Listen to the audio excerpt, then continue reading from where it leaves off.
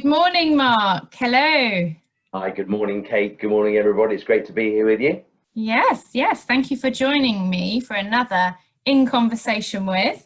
So we are going to talk about today virtual presentations because we've seen such a huge demand with our clients and also from new clients around this particular topic. So I thought we could maybe start talking about about that and why you think we have seen such a huge demand in that topic.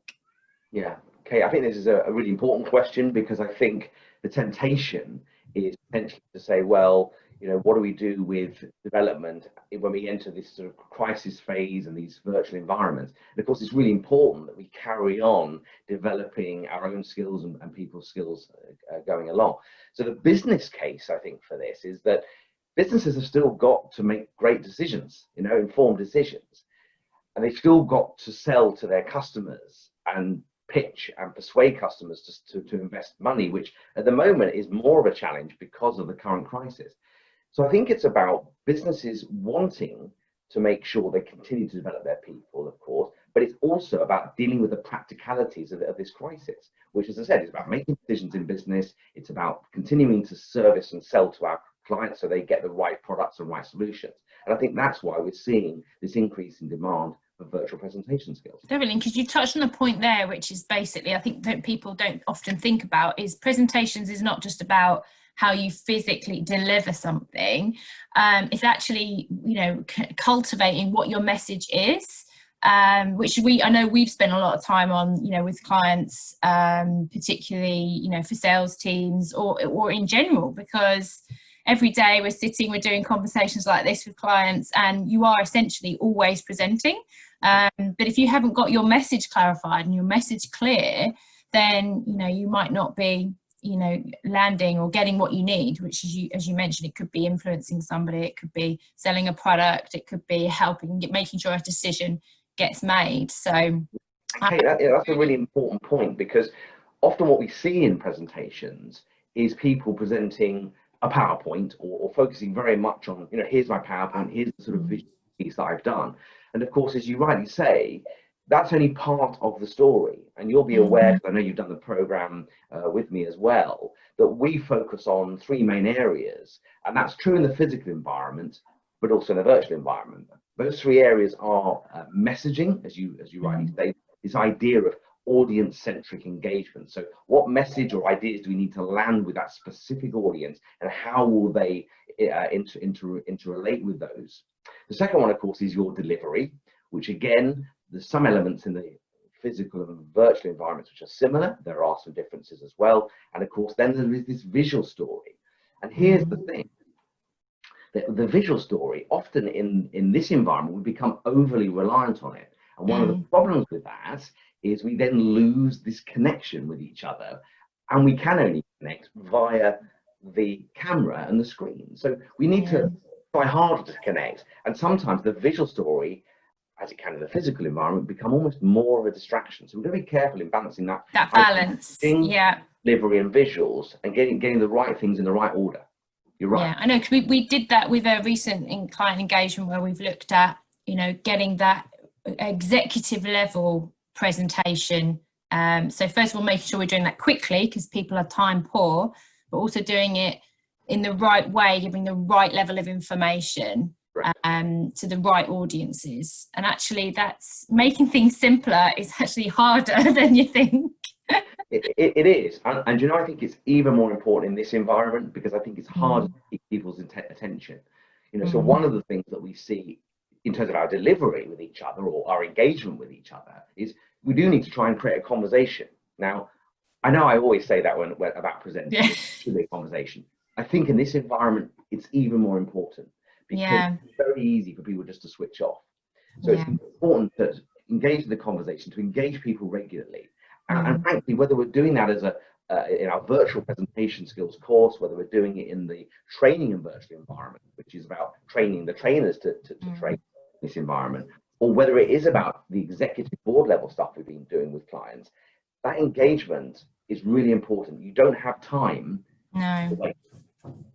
Also, I think a good point to mention around that is that, you know, it's about doing it in your own personality, and it's about doing it authentically and naturally as well, because everyone's got their own personality and approach. And you kind of, what I really like about what we've done together, and what you do in particular and focus on, is that giving people the structure and support to do that, but doing it in a way that's sort of in their own way, in their own personality, so that doesn't get lost.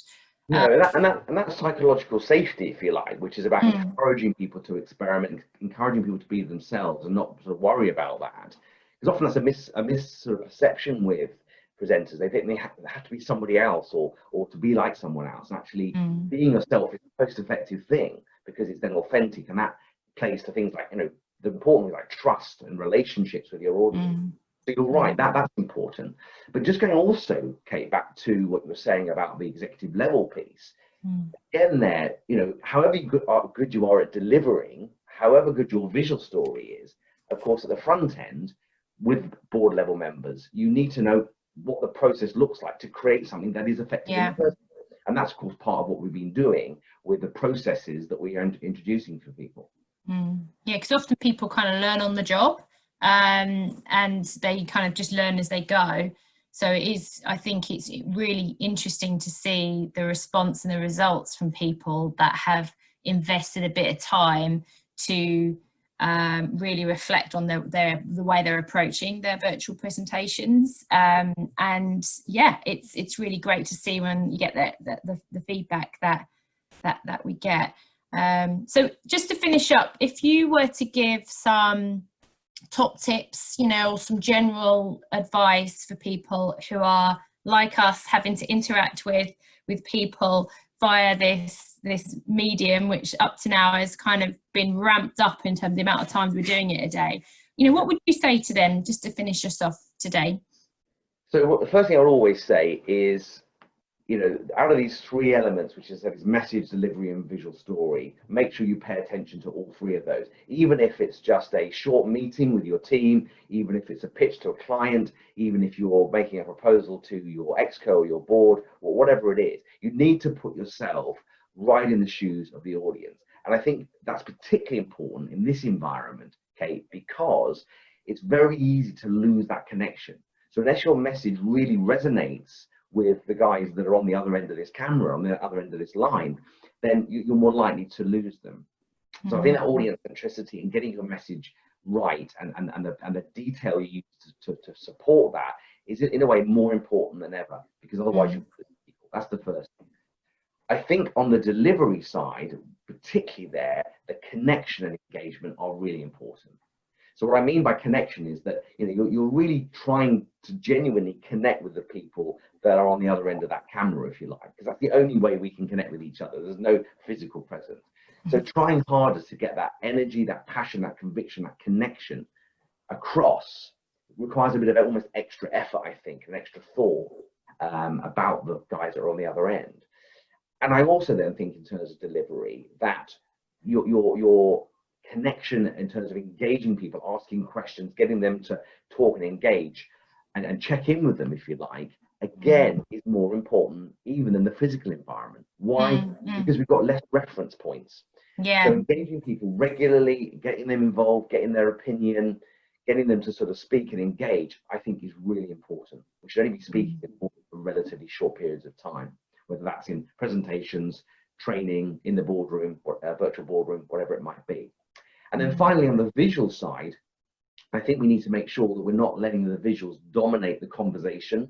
Because again, we start to lose that human engagement, but also making sure that your visuals are cleaner than ever, because if they're on screen and that's the only thing people can see, of course, they can become easily distracted. So again, the less more principle is important. Not having the visuals up on the screen the whole time, but perhaps bringing them down so you're not sharing your screen for the whole time. And again, creating much more of a conversation, because that's where the value lies, in this human interaction that we have together. So I don't know if that helps, or there's anything else that you particularly want to ask about in terms of sort of top tips and ideas. Well, I think the kind of key message from all of those points has been actually just take the time to consider and reflect on how you are coming across thinking about the audience. You know, it's nothing that's actually groundbreaking really, but it's actually things that people don't do Correct. consistently. And of course, you know, they don't do them once because sometimes they just don't think about it. And often in our, you know, we do a lot of research around presenters and audiences. They're quite presenter centric, and of course, it's better audience centric. The other thing, of course, and this is where we can help, is we have a number of processes that relate to those key areas. Visuals that help people to do this more effectively, more efficiently, and in a more compelling way. So it's knowing, it's almost remembering to do it. Yeah. Also, it's also having the processes that are tried and tested to also do that as well. You're absolutely right. So it becomes a habit, and it becomes just the way you do it. You know, it's part of your approach. So absolutely. Well, we could go on all day, but got things to do, people to train. Thanks very much for your time. It was great to speak to you, and we'll chat again soon, Mark. Thanks a lot. Okay, I really enjoyed it. Thanks for being here.